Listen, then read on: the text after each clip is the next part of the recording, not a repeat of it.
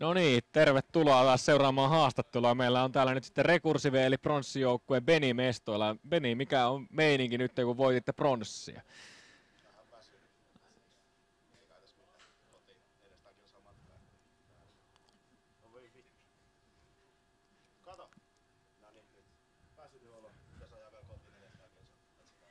Joo, hyvä. Mites, oliko hyvät sellaiset tasapainoiset yöunet tässä ennen tämän aamun RO8? Kuitenkin pudotitte skitliten, että oli ilmeisesti ihan hyvin valmistauduttu, mutta oliko vähän jäänyt unet vähille? Mä vähän kuulin tällaista juttua.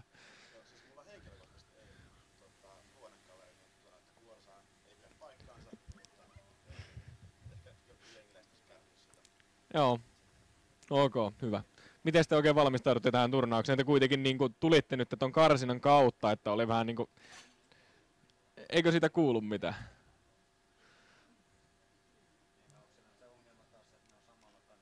Ei. Ei. No joo, pistää hetkeksi vielä mainoksia ja hoidetaan haastatteluasiat kuntoon ja sitten saa Senteksikin itsensä tyytyväiseksi, kun saadaan Benin haastattelu oikeasti kuulumaan tältä.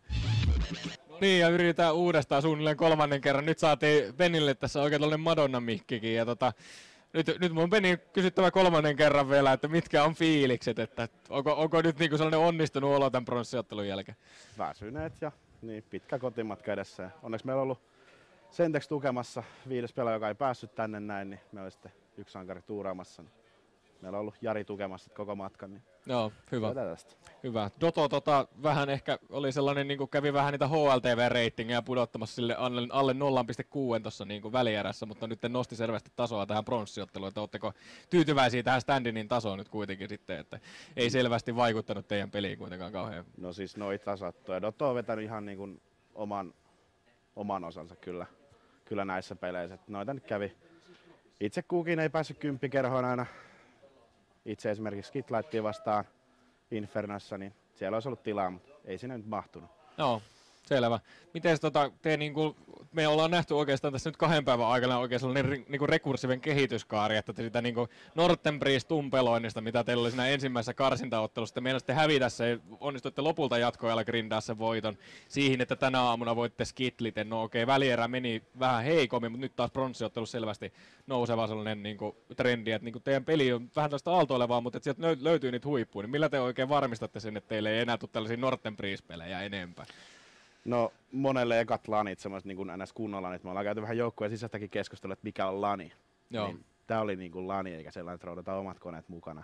Joo. Niin meillä oli 4 kaveria, jotka ei ole aikaisemmin käynyt ollenkaan, niin se oli sitten heille uusi kokemus. Okay. Vähän ehkä jännitti. Joo, pojat kuitenkin löysi sitten sen setupin, että saitte turnausjärjestäjän koneella sitten homman toimimaan. Mä pidin siellä jöötiä, että pojat pysy ruodussa. Okay. Joo. Mitäs nyt sitten Rekursive tästä lähtee eteenpäin? Mitäs teillä on? Teillä on online-liigoja tietysti, mitä pelaatte? Ja... No se voi tässä lopuillaan ja ensi viikonloppuna on Insomniat ja aivan.